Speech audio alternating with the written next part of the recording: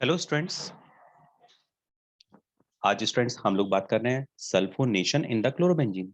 जैसे कि स्टूडेंट्स अभी हमने लास्ट वाली वीडियो में समझा था nitration in the chlorobenzene. Okay, वो जो वीडियो बनाई थी वो केवल उन स्टूडेंट्स के लिए जिनके अंदर क्यूरियोसिटी है। ऐसा नहीं है कि और स्टूडेंट्स नहीं समझेंगे उस चीज को, उन लोगों के समझने के लिए भी है, लेकिन जिन स्टूडेंट्स के अंदर ज्यादा क्यूरियोसिटी है उनके लिए है। और उसी तरीके से ये मैकेनिज्म भी उन स्टूडेंट्स के लिए स्पेशली है जो चाहते हैं समझना कि रिएक्शन के अंदर हुआ क्या है, कैसे करके हुआ है, उन स्टूडेंट्स के लिए है। ओके, मतलब स्पेशली। ओके स्टूडेंट्स, तो अभी हम बात कर रहे हैं सल्फोनेशन इन द क्लोरोबेंजीन। तो स्टूडेंट्स जैसे कि हम लोग बुक्स में देखते ही हैं, हमारे पास में सल्फोनेशन के लिए रिएक्शन बनी हुई होती है। और क्लोरोबेंजीन में जो रिएक्शन होती है हमारे सामने, वो कैसी होती है जो हमारी बुक्स वगैरह में दी हुई है स्टूडेंट्स, कि ऐसे करके हमारे पास में एक क्लोरोबेंजीन है।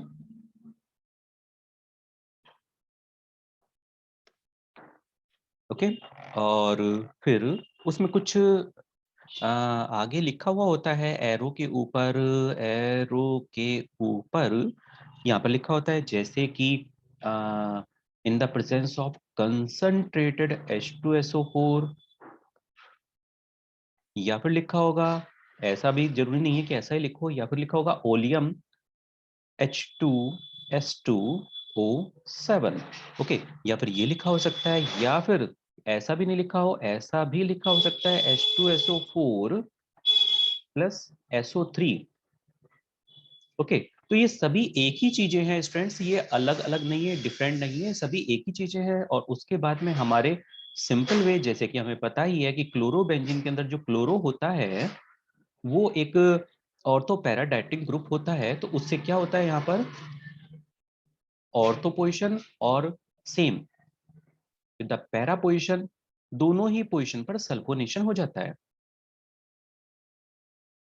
Ortho position and para position, SO3H।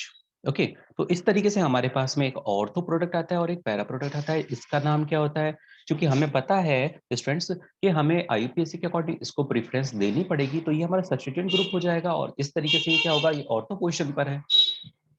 और अगर ये ऑर्थो पोजीशन पर है तो ये क्या होगा, ortho chloro benzene sulphonic acid. और इसी तरीके से para chloro benzene sulphonic acid. और एज यूजुअल जैसे कि हमें पता है कि ये माइनर प्रोडक्ट होगा, इन दोनों के बीच में रिपल्शन होगा, स्टेरिक इफेक्ट आएगा, और ये मेजर प्रोडक्ट होगा। ओके, तो अब बात आती है कि स्टूडेंट्स क्या सोचते हैं इस रिएक्शन के बारे में। वेल, कई स्टूडेंट्स ने मुझसे ये बात कही, कई जैसे सेमिनार में मैं जाता हूँ वहां पर मेरे से स्टूडेंट्स ये बात कह देते हैं कि सर शायद ये रिएक्शन कुछ ऐसे करके होती है, क्योंकि ऑर्गेनिक केमिस्ट्री में, स्पेशली ऑर्गेनिक केमिस्ट्री की बात करें तो उसमें स्पेशली सर हम स्ट्रक्चर पर बहुत जाते हैं। और अगर हम स्ट्रक्चर पर जाते हैं तो स्ट्रक्चर का मतलब तो ये कुछ ऐसा हो गया स्टूडेंट्स, कि मुझसे जैसे बताते हैं स्टूडेंट्स कि सर ये तो हो गई H2SO4 की structure, O double bond O, single bond O and H। और सर सीधी सी बात है, oxygen is more electronegative than the sulphur, तो इंडक्टिव इफेक्ट इधर की तरफ काम कर रहा है। और अगर इंडक्टिव इफेक्ट इधर की तरफ काम कर रहा है तो क्या होगा, ये बॉन्ड ब्रेक हो गया। और ब्रेक होने के बाद में क्या हुआ, ये तो आ गया हमारे पास में SO3H, जिस पर सल्फर पर पॉजिटिव चार्ज है, और ये आ गया OH। अब क्या हुआ, SO3H ने आकर के, सल्फ्यूरिक एसिड में से SO3H ने आकर के, जैसे कि हमें पता है कि क्लोरोबेंजीन के अंदर ऑर्थो और पैरा पोजीशन पर इलेक्ट्रॉन डेंसिटी ज्यादा होती है, और तो पैरा डाइटिंग ग्रुप होता है, ये आकर के यहाँ पर रिएक्शन देंगे और यहाँ से H को रिप्लेस कर देंगे, और वो जो H होगा वो OH के साथ में, OH निगेटिव के साथ में मिक्स होकर के क्या बना लेगा, प्लस वाटर बना लेगा। ओके, ऐसे करके हो जाएगा। मगर क्या करें स्टूडेंट्स, ये जो कुछ भी हुआ है अभी तक में, ये जो कुछ भी हुआ है ना, ये सब कुछ गलत है। ऐसा कुछ नहीं होता है स्टूडेंट्स।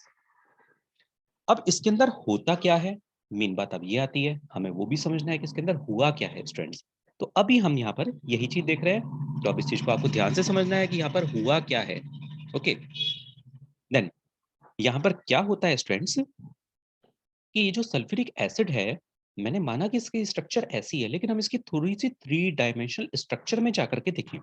तो थ्री डायमेंशनल स्ट्रक्चर में जाकर के जब हम देखेंगे तो हमें कुछ अलग ही दिखाई देगा। अलग कैसे, जैसे कि sulphur, okay, and double bond O, double bond O, and then O, H, O and H. तो ये क्या है? ये यहाँ पर हाइब्रिडाइजेशन है sp3 टाइप हाइब्रिडाइजेशन और ये टेट्राहेड्रल स्ट्रक्चर है। यानी कि ये बॉन्ड इसके सामने, ये बॉन्ड इसके सामने, ये बॉन्ड इसके सामने, लेकिन टेट्राहेड्रन स्ट्रक्चर है ये। ओके, टेट्राहेड्रल स्ट्रक्चर, ये रेगुलर टेट्राहेड्रॉन है। और जब ये रेगुलर टेट्राहेड्रॉन है तो अब स्टूडेंट्स इसमें कुछ बातें आपको समझनी है, बहुत इंपॉर्टेंट पॉइंट्स। क्या समझने हैं? कि जब सल्फ्यूरिक एसिड को हीट किया जाता है तो उस समय यहाँ पर कौन कौन से पॉइंट्स बैठते हैं।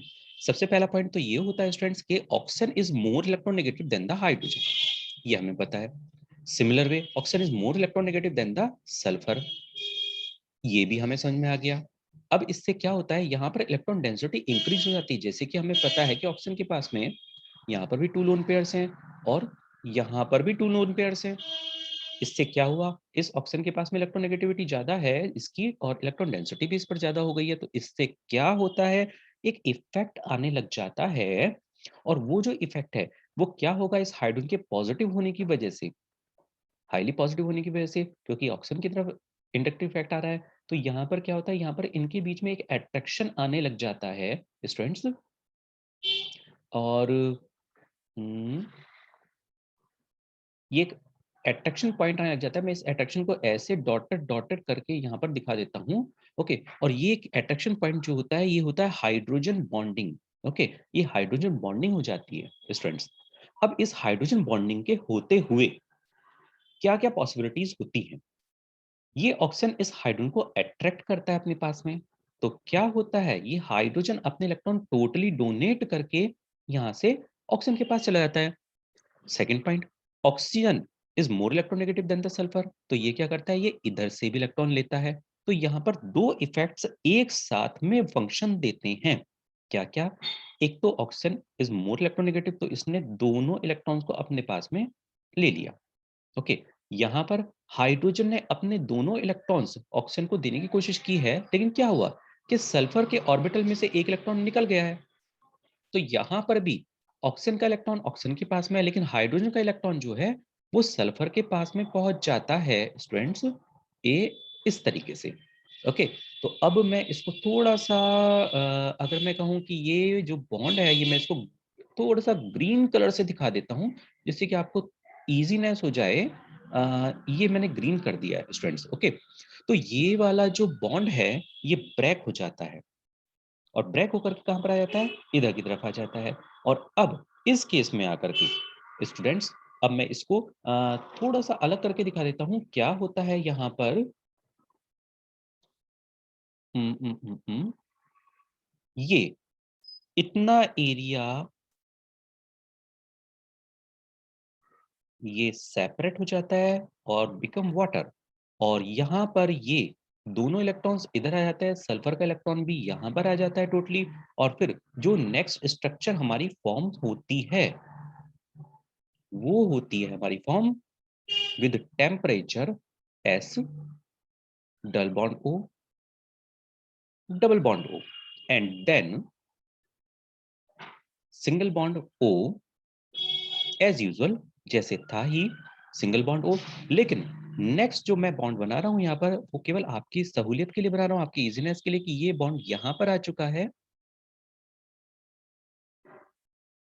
ऐसे करके। ओके, तो इस तरीके से क्या हुआ, ऑक्सीजन के पास में डबल बॉन्ड, सल्फर के पास में भी डबल बॉन्ड इधर, और ऑक्सीजन के पास में इधर भी डबल बॉन्ड, सबके पास में डबल बॉन्ड आ चुके हैं, सभी ऑक्सीजन के पास में। ओके, और प्लस जो निकला है इसके अंदर से, वो क्या निकला है, यहाँ से एलिमिनेट हुआ है वाटर। ओके स्टूडेंट्स, तो पहला जो स्टेप है वो तो ये हमारा समझने वाला स्टेप है। क्योंकि हमने कंसंट्रेटेड सल्फ्यूरिक एसिड लिया है, तो कंसंट्रेटेड सल्फ्यूरिक एसिड में जब हम हीट करते हैं तो इस तरीके से सल्फर ट्राई ऑक्साइड गैस इसमें से इवॉल्व हो जाती है विद वाटर। ओके स्टूडेंट्स, अब यहां पर हमें दूसरा पॉइंट समझना है। वो दूसरा पॉइंट क्या है कि कुछ सल्फ्यूरिक एसिड के मॉलिक्यूल्स में हीट करने पर ऐसा हो जाता है, और कुछ मॉलिक्यूल्स जो होते हैं सल्फ्यूरिक एसिड के, उनमें हो जाता है ionisation. H2SO4 gives H plus plus HSOO4 minus. Okay, जैसे कि हमें पता है सभी एसिड के अंदर आयनाइजेशन होता ही होता है। ओके, क्योंकि ये सभी ऑक्सी एसिड्स है और वाटर को मिला करके ही ये बनते हैं, तो वाटर इनके अंदर होता ही होता है, तो ये चाहे कम आयनाइजेशन करें लेकिन करते जरूर हैं। तो क्या हुआ, यहाँ पर आयनाइजेशन भी चल रहा है और साथ साथ में हीट करने पर यहाँ पर ये प्रोसेस भी चल रही है। अब हमें इसे फाइनली देखना है कि ये फाइनली रिएक्शन हमारी क्या बन कर के आ रही है। तो अब हमारे पॉइंट आता है कि हमारे पास में फाइनल रिएक्शन जो बन कर के आ रही है, हमें उसे कैसे समझना है। क्या हुआ है इसमें कि यहाँ पर H2SO4 और H2SO4 2 H2SO4 का यूज हुआ है और जो हमारे प्रोडक्ट बन कर के आए हैं, अब उन्हें देखते हैं क्या कि ओवरऑल जो रिएक्शन हमारी बन कर के आ रही है वो आ रही है 2H2SO4। Okay, and that gives SO3 जो कि ये है हमारे पास में, plus HSO4 hydrogen sulphate, and next ये जो वाटर मॉलिक्यूल निकले हैं और साथ में ये इन्होंने क्या किया, इन्होंने मिल करके बनाया H3O positive charge hydronium ion. Okay, जो कि आप बहुत पहले से पढ़ते चले आ रहे हैं कि कोई भी एक एसिड होता है वाटर मॉलिक्यूल की प्रेजेंस में आकर के वो H3O पॉजिटिव प्रिपेयर कर लेता है। ओके, तो इस तरीके से यहाँ पर ये बन करके आता है। स्टूडेंट्स, हमें बुक में अधिकतर जो रिएक्शन दिखाई देती है वो या तो ये दिखाई देती है या फिर उसके अंदर मैकेनिज्म में देखते हैं तो केवल डायरेक्टली इसे शो कर दिया जाता है। और हमारे कुछ अच्छे स्टूडेंट्स ये सोचते रहते हैं कि पता नहीं ये हुआ कैसे, यहाँ पर क्या हुआ है। तो स्टूडेंट्स यहाँ पर इस तरीके से प्रोसेस होती है। सो अब बात आती है नेक्स्ट, क्या कि जो SO3 है यहाँ पर ये एक इलेक्ट्रोफाइल का काम करता है। ये एक इलेक्ट्रोफाइल का काम कर रहा है और इलेक्ट्रोफाइल का काम कैसे कर रहा है, तो स्टूडेंट्स हमें इसको समझना है कि इलेक्ट्रोफाइल का काम कैसे कर रहा है। अब एक्चुअली में ये जो SO3 होता है, जो इसकी स्ट्रक्चर है, इसमें क्या होगा, because oxygen is more electronegative than the sulphur, so it attracts the electrons toward that side, और फिर यहाँ पर ऐसे करके डबल बॉन्ड O और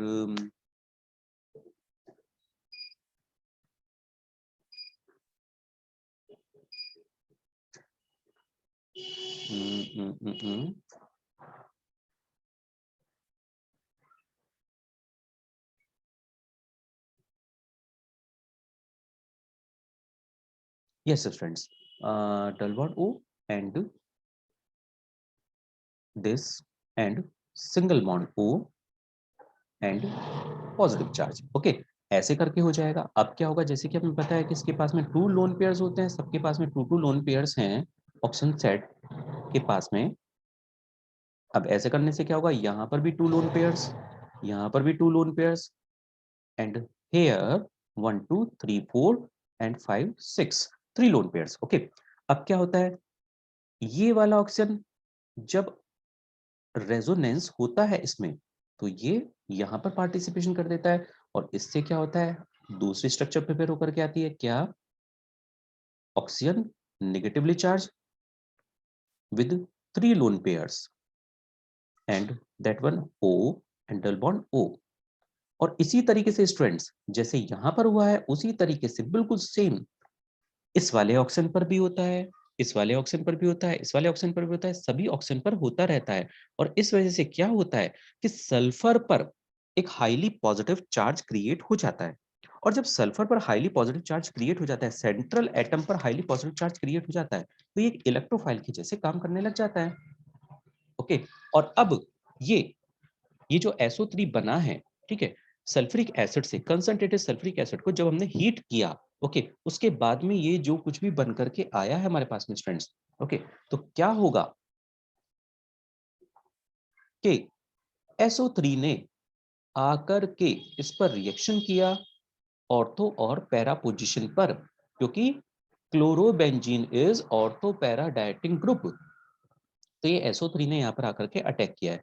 अब हमें देखना है कि यहाँ पर आकर के कैसे करके अटैक किया है। तो अभी तक हमारे पास में ये जो पहला स्टेप था ये तो हमें समझ में आ गया कि H2SO4 ने या H2SO H2O7 ओलियम या फिर H2SO4 और SO3 ने क्या काम किया है यहाँ पर आकर के? इन्होंने ये काम किया है कि SO3 प्रिपेयर करना था, केवल यहाँ पर ऑलरेडी SO3 था, हम इसे कैसे भी करके शो कर सकते हैं, ऐसे भी कर सकते हैं, ऐसे भी और ऐसे भी। ओके, तो SO3 मेन हमारा जो प्रोडक्ट है यहाँ पर वो SO3 है, जो रिएक्टेंट है सॉरी, वो हमारे पास में इलेक्ट्रोफाइल जो है वो SO3 है और SO3 यहाँ पर आकर के ऑर्थो और पैरा पोज़ीशन पर आकर के क्लोरोबेंजीन की ऑर्थो और पैरा पोज़ीशन पर आकर के अटैक करेगा। अब वो कैसे अटैक करेगा, अब हमें उसकी मैकेनिज़्म देखनी है स्टूडेंट्स। अब आपको थोड़ा ध्यान देना है, इसके बाद में क्या है कि मैं यहाँ पर लेता हूँ क्लोरोबेंजीन। तो मैंने यहाँ पर लिया है chlorobenzene and as we know कि इसके पास में 3 लोन पेयर्स होते हैं। अब 3 लोन पेयर्स हैं और इसने यहाँ पर मेसोमेरिक इफेक्ट के अकॉर्डिंग यहाँ पर हो गए, तो जो स्ट्रक्चर बन कर के आती है हमारे पास में अ,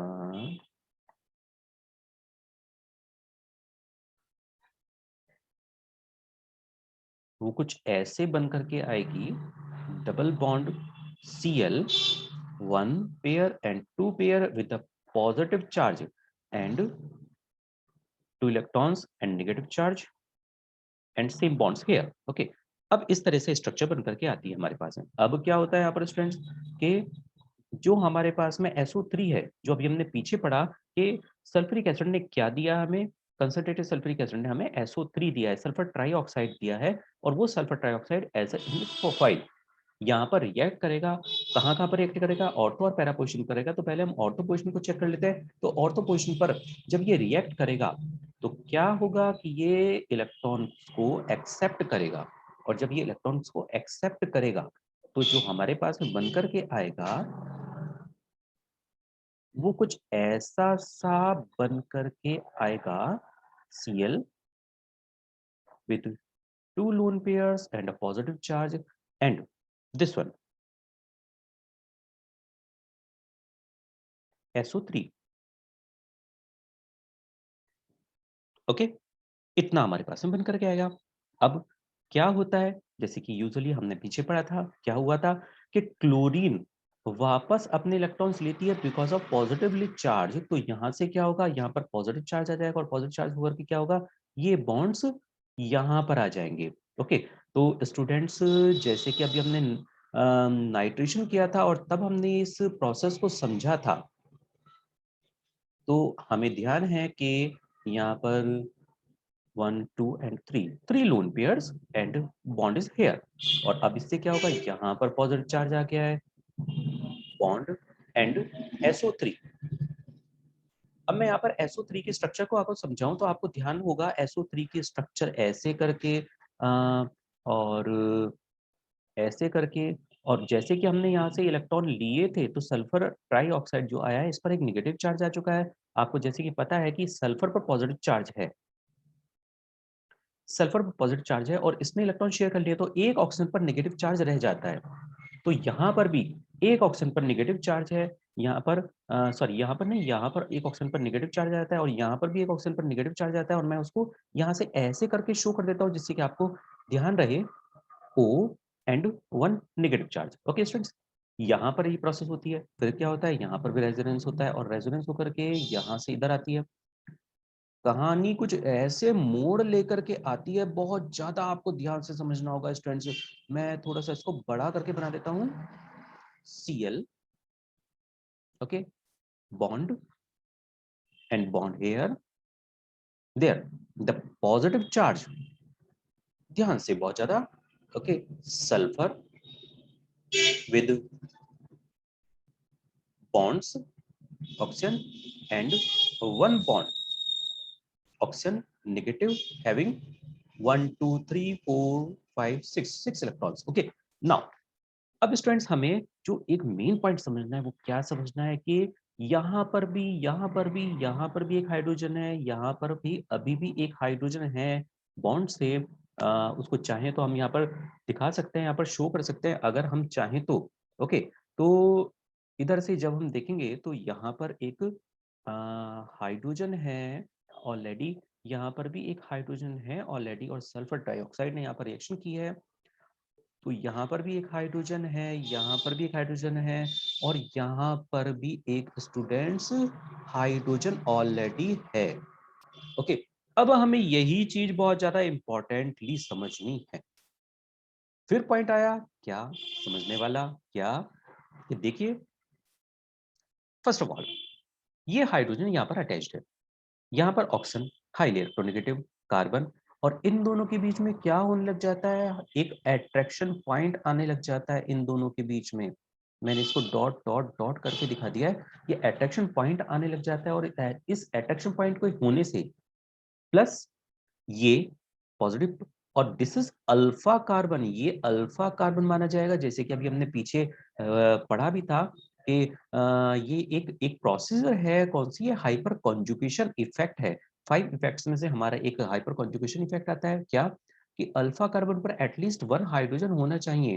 तो यहाँ पर पॉजिटिव चार्ज है, तो ये क्या होगा, हाइपर कॉन्जुगेशन इफेक्ट से, जैसे कि मैंने आपको हाइपर कॉन्जुगेशन इफेक्ट समझाया हुआ है, क्या कि सी पॉजिटिव है और एक कार्बन उससे अटैच है, तो वो अल्फा कार्बन हुआ, और इससे जो 3 बॉन्ड्स हैं उनमें से केवल एक के पास में हाइड्रोजन अगर हो, तो वो अपने इलेक्ट्रॉन से डोनेट कर सकता है, और डोनेट करके क्या करेगा, ये डबल बॉन्ड क्रिएट कर लेता है। स्टूडेंट्स, यहाँ पर डबल बॉन्ड क्रिएट हो जाते हैं, तो इस तरीके से सिग्मा से पाई बॉन्ड में कन्वर्जन हो जाता है, और इसको हम कहते हैं हाइपर कॉन्जुगेशन इफेक्ट। तो स्टूडेंट्स, यहाँ पर भी हाइपर कॉन्जुगेशन इफेक्ट्स हो रहा है, और यहाँ पर अल्फा कार्बन के पास में है, यहाँ पर हाइपर कॉन्जुगेशन इफेक्ट हो रहा है, तो मैं यहाँ से इसे ऐसे करके शो कर देता हूँ। ओके, यहाँ पर हाइपर कॉन्जुगेशन इफेक्ट हो रहा है, और यहाँ पर से हाइड्रोजन ऑक्सीजन को अट्रैक्ट कर रही है, और अट्रैक्शन होने की वजह से क्या होगा, यहाँ पर केवल और केवल हाइड्रोजन यहाँ से अलग हो जाएगा और ऑक्सीजन के पास में चला जाएगा, और फिर जो नेक्स्ट हमारा प्रोडक्ट बन करके आना है स्टूडेंट्स, वो आना है हमारे पास में, लीजिए मैं इसको नीचे शो कर देता हूं, Cl and bond bond bond and then SO3H. Okay, so this is SO3H. तो यहाँ पर स्टूडेंट्स देखिए, यहाँ पर SO3H इस तरीके से आया है। अभी तक हमने जहां तक सोचा था, जो थोड़ी मिथ थी हमारे पास में, क्या कि SO3H इस तरीके से आता है कि सल्फ्यूरिक एसिड में से ब्रेक डाउन हो गया और OH अलग हो गया है, SO3H अलग हो चुका है। वो SO3H सल्फ्यूरिक एसिड में से, जो सल्फ्यूरिक एसिड यहाँ पर रिएक्शन कर रहे हैं, उसमें से SO3H निकल करके ऑर्थो या पैरा पोजीशन पर आकर के अटैक कर लिए हैं, और जो बाकी बचा हुआ OH है हमारे पास में पार्ट, उसने यहाँ से जो सब्स्टिट्यूट H हुआ है उससे रिएक्शन करके वाटर मॉलिक्यूल क्रिएट कर लिया है। तो ऐसा तो स्टूडेंट्स यहाँ पर कुछ भी नहीं हुआ है, अगर हम देख रहे हैं तो यहाँ पर ऐसा कुछ भी नहीं हुआ है, उल्टे SO3 आया है, और ये हाइड्रोजन वापस SO3 के पास में आया है। ओके, तो जो हमने सोचा था, जो हमारे स्टूडेंट्स ने सोचा था, ठीक है, वो ऐसा तो कुछ हुआ नहीं है। ओके, तो प्लीज स्टूडेंट्स, इस बात को आपको ध्यान रखना है कि ऐसे करके ये प्रोसेस चलती है, और हमारे कुछ इफेक्ट्स है, केवल 5 इफेक्ट्स है हमारे, जो कि बार बार हमारे काम में आ रहे हैं। दूसरी बात, रेजोनेंस किस तरीके से हो रहा है, वो यहाँ पर काम आ रहा है, कि किस तरीके से रेजोनेंस होता है, और ऑर्थो और पैरा पोजीशन पर किस तरीके से इलेक्ट्रॉन डेंसिटी इंक्रीज हो जाती है, कौन सा न्यूक्लियोफाइल है, कौन सा इलेक्ट्रोफाइल है, वो आकर के किस तरीके से अटैक कर रहे हैं, उनकी structure, and then hydrogen bonding. Okay, अब हमें स्टूडेंट्स एक बात का तो पता लग गया कि ऑर्थो पोजीशन पर तो रिएक्शन ऐसे होनी है। Now for the para position, तो पैरा पोजीशन के लिए हम बात करते हैं स्टूडेंट्स, फॉर पैरा पोजीशन, तो जैसे कि यहाँ पर हमारे पास में है Cl and this one. Okay, तो क्या होगा, वही सब कुछ जैसे कि पहले हुआ था, यहाँ पर आ जाएगी इलेक्ट्रॉन डेंसिटी, और उससे क्या होगा, Cl double bond, 1 pair 2 pair with a positive charge, okay, and this one further,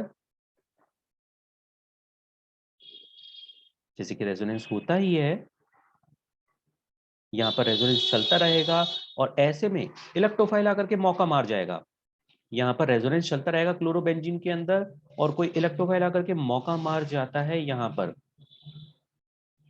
and here.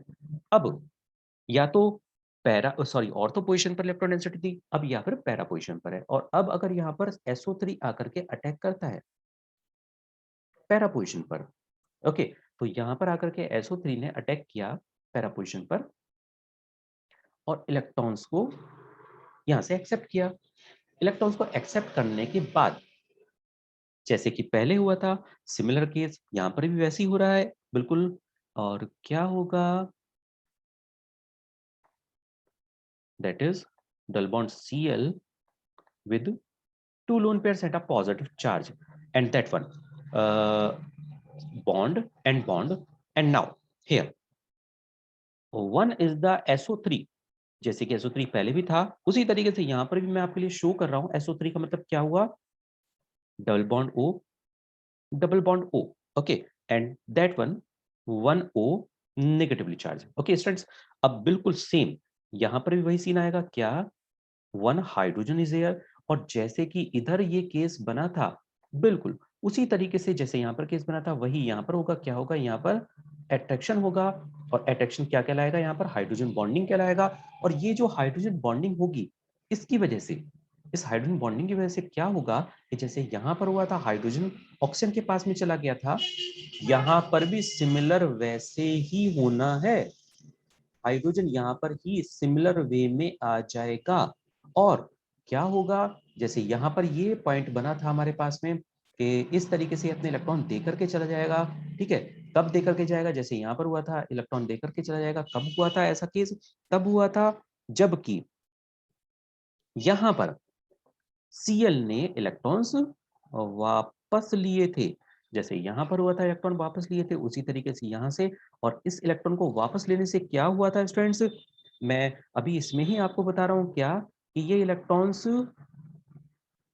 Bond यहाँ पर आ गए थे, और जब यहाँ पर आ गए थे तो इधर पॉजिटिव चार्ज हो गया। चलिए आप कंफ्यूज नहीं हो, मैं आपको दूसरी स्ट्रक्चर में समझा देता हूँ बिल्कुल, कि this one single bond Cl and that get the positive charge। Okay, यहाँ पर पॉजिटिव चार्ज आ चुका है। अब पॉजिटिव चार्ज को फिनिश करने के लिए इधर से बॉन्ड यहाँ पर आ गए हैं स्टूडेंट्स, और जब बॉन्ड यहाँ पर आ गए हैं तो इधर पॉजिटिव चार्ज आ गया है, और अब यहीं पर ही फिर दोबारा से आप समझ लीजिए, ये bond and then O negatively charge and then hydrogen, और इनके बीच में एक अट्रैक्शन पॉइंट बन रहा है। वो अट्रैक्शन पॉइंट जैसे कि अभी ये दिखाया था, मैंने शो किया था, इस तरीके से बन रहा है। और यहाँ पर जैसे केस बैठा था, क्या होगा, इधर से हाइड्रोजन सेपरेट हो जाएगा, और यहाँ पर फिर दोबारा से वही आया हमारे पास में पॉजिटिवली चार्ज, जैसे इस केस में आया था पॉजिटिव चार्ज। और जब क्या हुआ था, इसके पास वाला जो कहलाया जाएगा वो अल्फा कहलाया जाएगा, और ये अल्फा है, हाइपर कॉन्जुगेशन इफेक्ट बैठेगा। और जैसे कि इधर ये हाइपर कॉन्जुगेशन इफेक्ट बैठ रहा था, और उसी तरीके से यहाँ पर भी ऐसे ही बैठेगा, और फिर फाइनल प्रोडक्ट हमारा Cl 1 2 3 4 5 6 and that bonds and then SO3H, ये डबल बॉन्ड इधर आ गए हैं, H इधर आ चुका है, SO3H प्रिपेयर हो गया है स्टूडेंट्स। तो यहाँ पर हमारे पास में कौन सा कंपाउंड आया, यहाँ पर हमारे पास में ऑर्थो कंपाउंड आया है, और यहाँ पर हमारे पास में कौन सा कंपाउंड आया है, पैरा कंपाउंड आया है। ओके, तो यहाँ पर ऑर्थो है, यहाँ पर पैरा है। और उसी तरीके से जैसे कि हमने पीछे बात की थी स्टूडेंट्स, अभी हमने पीछे बात की थी क्या, कि this is ortho and this is para. Okay, तो हमारे पास में प्रोडक्ट इस तरीके से आते हैं कि सल्फ्यूरिक एसिड का अपना अलग फंक्शन होता है, और यहाँ पर वो अलग तरीके से मौका मार जाते हैं। क्यों, क्योंकि क्लोरोबेंजीन में रेजोनेंस चल रहा है, और रेजोनेंस के चलते हुए ऑर्थो और पैरा पोजीशन पर इलेक्ट्रॉन डेंसिटी इंक्रीज हो जाती है। यहाँ पर सल्फ्यूरिक एसिड कंसंट्रेटेड टेम्परेचर की प्रेजेंस में SO3 यानी कि एक इलेक्ट्रोफाइल को तैयार करता है, और वो यहाँ पर आकर के मौका मार जाता है और इलेक्ट्रॉन को एक्सेप्ट कर लेता है। और वो कहाँ-कहाँ पर एक्सेप्ट कर सकता है, या तो ऑर्थो पोजीशन पर कर सकता है, या फिर पैरा पोजीशन पर कर सकता है, और इस तरीके से SO3 कन्वर्ट हो जाता है SO3H में।